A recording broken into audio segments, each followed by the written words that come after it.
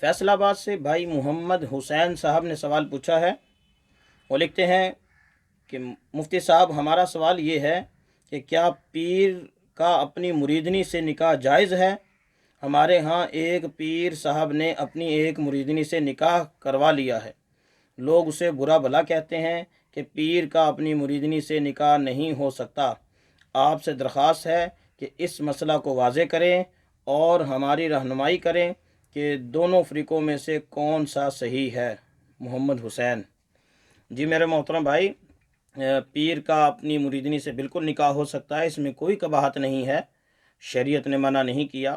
اگر شرعی طور پر کوئی ایسا رشتہ ان کا نہیں ہے درمیان میں جو شریعت منع کرتی ہے، مثلا محرم نہیں ہے، تو اس میں کوئی قباحت نہیں۔ اور یہ جو آپ نے کہا کہ پیر کا، لوگ کہتے ہیں کہ پیر کا اپنی مریدنی سے نکاح جائز نہیں ہوتا، یہ من گھڑت بات ہے۔